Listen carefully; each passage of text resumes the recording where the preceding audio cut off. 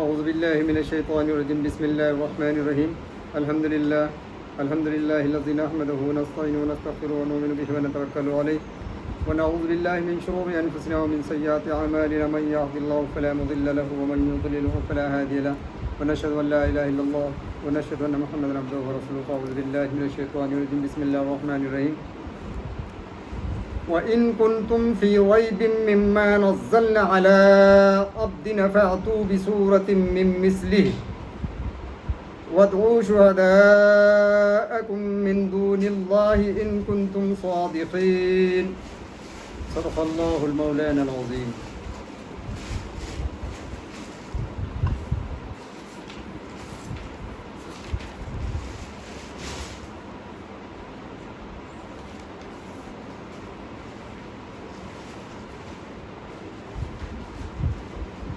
وَإِن كُنتُمْ فِي رَيْبٍ مِّمَّا نَزَّلْنَا عَلَىٰ عَبْدِنَا، اور اگر تمہیں کچھ شک ہو اس میں جو ہم نے اپنے خاص بندوں پر اتارا تو اس جیسی ایک صورت تو لے آؤ اور اللہ کے سوا اپنے سب حمایتیوں کو بلا لو اگر تم سچے ہو.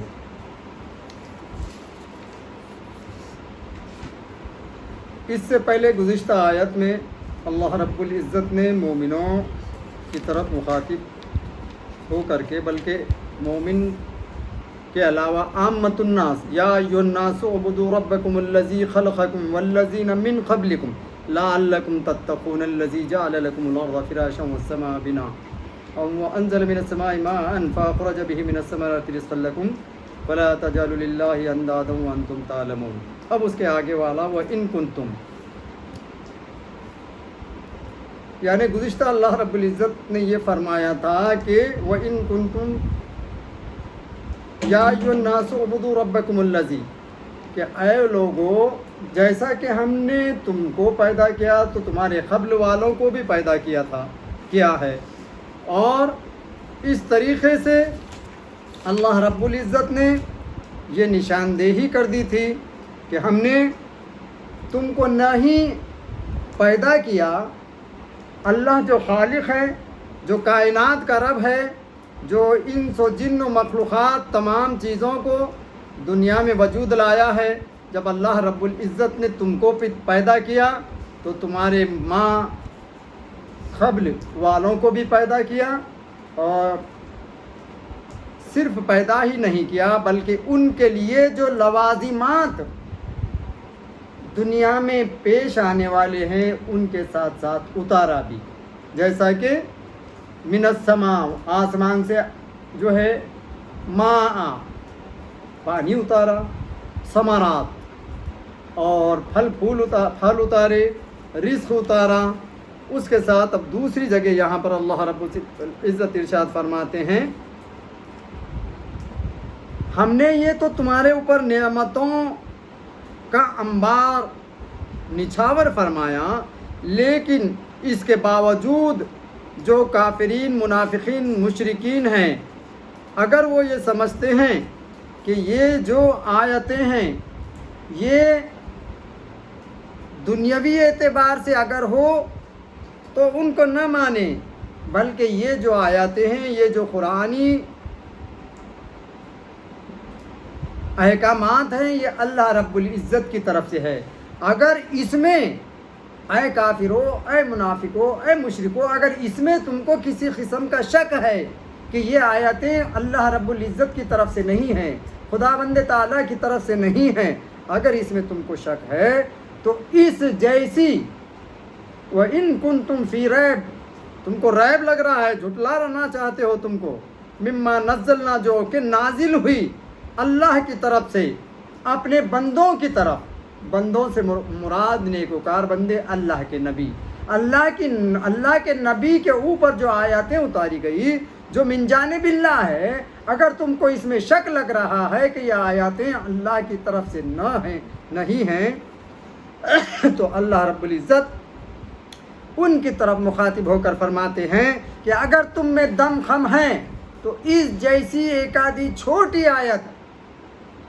قرآن جیسی مثل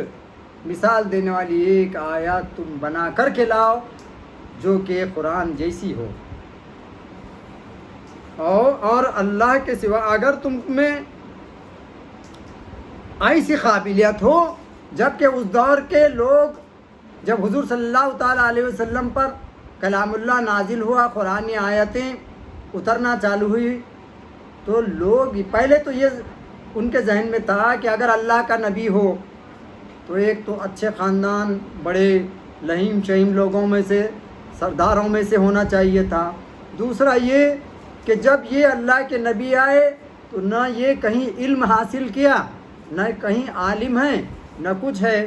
تو ان کو یہ لگنے لگا کہ جب یہ قرآنی آیتیں آ رہی ہیں، ان کے اوپر نازل ہو رہی ہیں، تو ان کو یہ علم کہاں، یہ تو عالم ہے نہیں، یہ تو پڑھے لکھے ہیں نہیں، تو اتنی قابلیت ان میں کہاں ہے، تو پتہ نہیں یہ کہاں سے لا رہے ہیں، تو یہ شک و شبہات میں ڈوب گئے۔ تو ان کے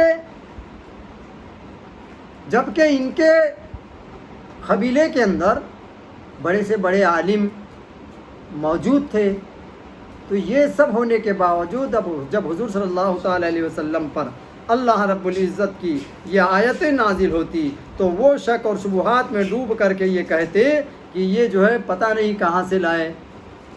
تو اللہ تعالیٰ ان کا جواب دہی ہے۔ اللہ تعالیٰ فرماتا ہے کہ اگر تم کو اس میں کسی قسم کا شک ہے تو اس مثل کوئی آیت تم بنا کر کے لا لو، اور آیت ہی نہیں لاؤ بلکہ اگر تمہارے حمایتی ہوں، تمہارے حمایتیوں سے مراد ان کے جو علماء تھے حضور صلی اللہ تعالیٰ علیہ وسلم پر نکتہ چینی کرتے کہ یہ عالم تو نہیں، یہ تو یہ ہے، یہ ہے، تو اللہ رب العزت وہاں پر اشارہ کر رہا ہے کہ اگر تمہارے سے بڑے بڑے عالم ہوں تو ان کو ایک جگہ بٹھا کر کے ایک آیت تیار کرنے لگاؤ، اور وہ آیت لے کر کے جس کی تم حمایتیں کر رہے ہو وہ حمایتیوں کو لے کر کے آؤ، بلکہ حمایتیوں کے ساتھ ساتھ تم جس کو معبود بنا کر بٹھائے ہو ان کو بھی ساتھ میں لے آؤ، اور میرے نبی کے پاس لا کر کے وہ آیاتیں پیش کرو، تو کیا یہ اس کے مقابل ہوں گے؟ تو اللہ تعالیٰ نے ان کو یہ چیلنج کرتے ہوئے یہاں فرماتا ہے کہ وَإِن كُنتُمْ فِي رَيْبٍ مِّمَّا نَزَّلْنَا عَلَىٰ عَبْدِنَا فَأْتُوا بِسُورَةٍ، تھوڑی سی صورت بنا کر کے لوتوں مِن مِثْلِ اس جیسی، وَادْعُوا شُهَدَاءَ، جو کہ تم جو ہے دعائیں اپنے آپ کو مدعی جس کو بنا بیٹھے ہو اور گواہ جس کو بنا بیٹھے ہو، ان گواہوں کو تمہارے ساتھ لے کے آؤ، کتنے آؤ، یعنی چیلنج جو کر رہا ہے کتنوں کو لے کر کے آتے آؤ، میرے نبی کے سامنے آ کر کے تمہاری آیاتیں لا کر کے پیش کر دو، تو اس کی مثل نہیں ملے گی۔ یہاں پر اللہ تعالیٰ ان کی سچائی کو چیلنج کر رہا ہے، ان کنتم صادقین، ابے تم سچوں کی اولاد اگر ہو، سچے اگر ہو تو ایسا پیش کر کے بتاؤ۔ یہاں پر اللہ رب العزت ان کو چیلنج کر رہا ہے۔ اس آیت کو پہلی آیتوں سے چند طرح تعلق ہے۔ ایک یہ کہ پہلے حق تعالیٰ کی ذات و صفات کا ذکر فرمایا گیا، جس سے ان لوگوں کی تردید ہو گئی جو حق تعالیٰ کی ذات اور اس کی صفات کے منکر تھے۔ اب نبوت کا ذکر فرمایا جا رہا ہے تاکہ نبوت کے منکرین کی تردید ہو جائے، لیکن جس طرح کہ حق تعالیٰ نے اپنی پہچان اپنی مخلوق کے ذریعے سے کروائی، اس طرح نبی کی پہچان بذریعہ کتاب فرما رہا ہے، یعنی کلام اللہ۔ دوسرے یہ کہ اس سے پہلے بندوں کو عبادت کا حکم دیا گیا، اور عقل انسانی مقبول اور غیر مقبول عبادت کی پہچان، عبادت میں فرق نہیں کر سکتی۔ بہت سے عقل مند لوگ بت پرستی، یعنی عقل جو ہے عبوریت نہیں حاصل کر سکتی، غیر اللہ اور اللہ کو پہچاننے میں عقل وہاں پر معذور ہو جاتی ہے، تو عقل ہی کو وہاں پر ترجیح نہیں دیا جا سکتا۔ یہاں پر اس بات کو بتایا جا رہا ہے کہ فرق نہیں کر سکتی کیونکہ بہت سے عقل مند لوگ بت پرستی کو مقبول عبادت سمجھتے ہیں، اس لیے بندوں کو ضرورت تھی کہ حق تعالیٰ کو خود اپنی مقبول عبادت کا طریقہ بتائے، اور یہ تعلیم صرف اس طرح ہو سکتی ہے کہ اس کی طرف سے کوئی قانونی کتاب بندوں کو ملے، جس کتاب اللہ ہونا ضروری ہے، اور یہ کتاب اللہ کھلی ہوئی دلیل سے ثابت ہو۔ اور تیسرے یہ کہ پہلے بندوں کو تو خدا تک پہنچنا کا حکم دیا گیا، اب یہ بتایا جا رہا ہے کہ اے بندو تم ادنا ہم اعلیٰ، یعنی اللہ رب العزت یہاں پر یہ بتانا مقصود ہے، اللہ تعالیٰ نے کتاب تو اتار دی، نازل تو کی، لیکن نازل جو کی ہے تو وہ بندوں تک پہنچے گی کیسے؟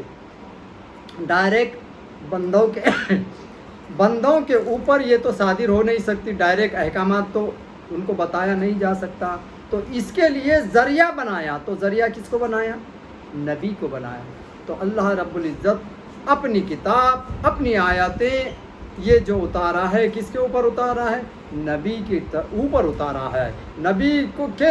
جگر کے اوپر اس آیت کو نازل فرما کر اس ذریعے سے عامت الناس اور بندوں کی طرف ہدایت کا ذریعہ بنا کر بندوں کو ہدایت دے رہا ہے کہ دیکھو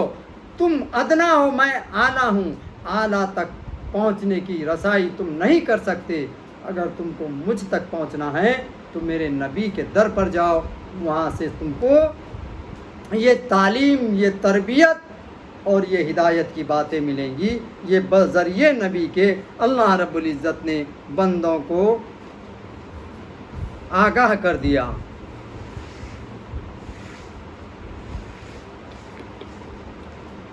پہلے بندوں کو تو خدا تک پہنچنا کا حکم دیا گیا، اب یہ بتایا جا رہا ہے کہ اے بندو تم ادنا ہو، ہم اعلیٰ ہیں، تمہاری پہنچ ہم تک کیسے ہو سکتی؟ اس لیے درمیان میں ایک واسطہ رکھا جاتا ہے جس کا نام نبی ہے،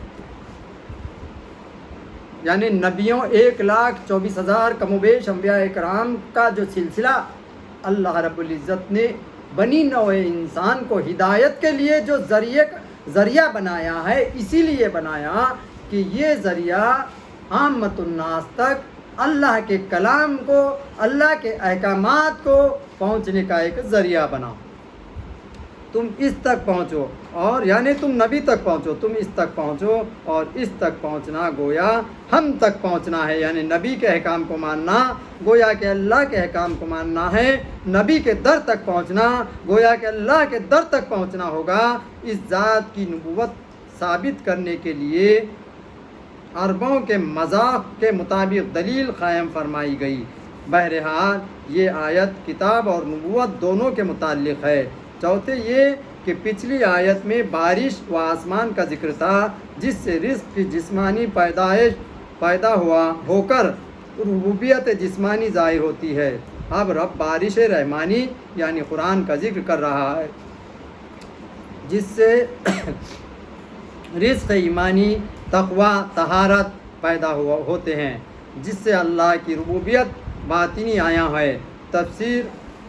وَإِن كُنتُم ان شک کے موقع پر بولا جاتا ہے، اور کافر کا شک کرنا یقینی تھا، اس لیے یہاں پر ان لایا گیا ہے۔ مما نزلنا تنزیل سے بنا ہے، جس کے معنی آہستہ آہستہ اترنا ہے۔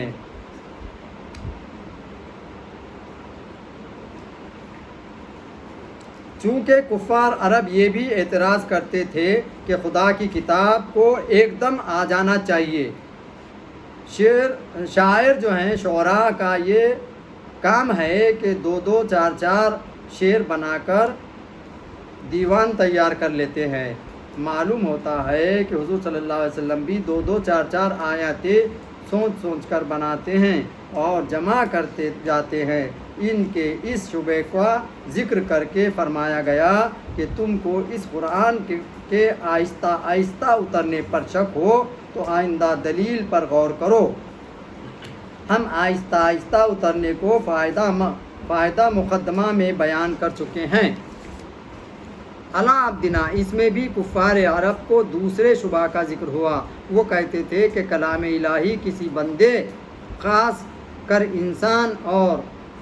خاص کر حضور صلی اللہ علیہ وسلم جیسی ذات پر نہ آنا چاہیے، جن کے پاس نہ مال، نہ دولت، نہ کسی قسم کا علم حاصل کیا ہوا ہے، نہ علماء کی صحبت میں تھے. یعنی دیکھو عربوں کی ذہنیت، اپنے آپ کو جید عالم، بہت بڑے جو ہے سردار، مال و ملکیت والے. حضور صلی اللہ علیہ وسلم کے پاس کیا ہے؟ کچھ بھی نہیں. تو ان کے پاس یہ چیز تو نہیں ہونا چاہیے، نہیں اترنا چاہیے تو قرآن، ذہنیت ان کی. تو اس ذہنیت کو دور کرنے اللہ اس یعنی جہاں جہاں پر اعتراض بندوں کی طرف سے ہو رہا، وہاں اللہ رب العزت اپنے نبی کا جواب خود دے رہا. وہ کلام اللہ ہوا. جہاں بندوں کا اعتراض نبی کی طرف ہوا، چاہے نبی آخر الزماں ہو یا آدم سے لے کر ایدم تک کے لے کے جتنے بھی نبی ہیں، جہاں جہاں پر انسانوں نے آدم کی اولاد نے نبوت کو جھٹلانے کی کوشش کی، نبوت پر انگلیاں اٹھائی، وہاں پر نبیوں کا جہاں پر ذکر آیا وہاں اللہ رب العزت نے خود ہو کر کے اس کا جواب دیا.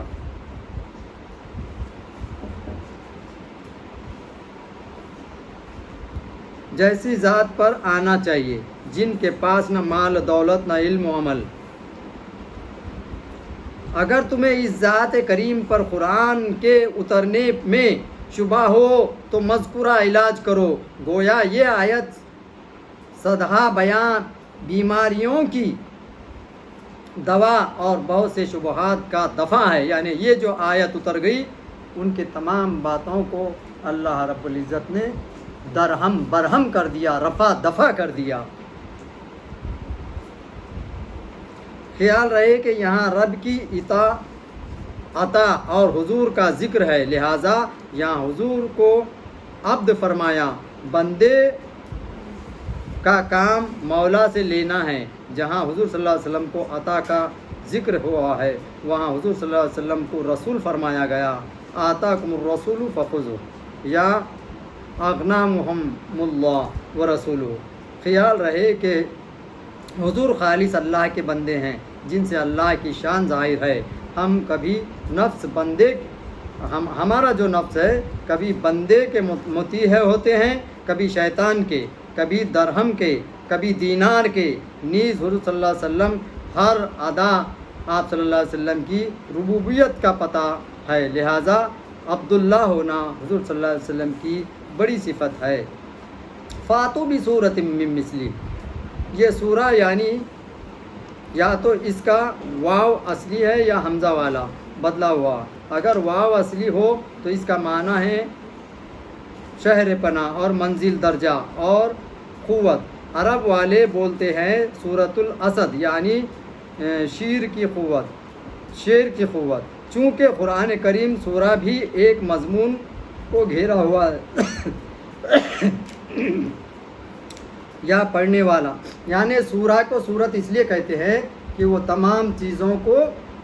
اپنے آپ میں سمایا ہوا ہوتا ہے، گھیرا ہوا ہوتا ہے. اسی لیے قرآن پاک کی جو آیتیں اس کو سورہ اس لیے کہتے ہیں کہ بہت سارے مذکور اس کے اندر گھیرے ہوئے ہوتے ہیں، تذکرے ہوتے ہیں، بہت سارے حکمتیں اس کے اندر ایک سورے کے اندر ہوتی ہیں. وہ گھیرا ہوا ہوتا ہے، سمایا ہوا ہوتا ہے، اس لیے اس کو سورہ کہتے ہیں.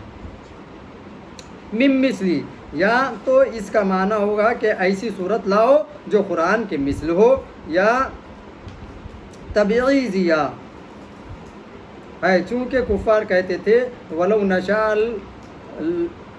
لخنا مثل ھذا، یعنی اگرچہ چاہے تو ایسا قرآن ہم بھی کہہ لیں. یا فرمایا جا رہا ہے کہ اے لوگو اگر تم میں ایسا قرآن کہو تو اس میں سے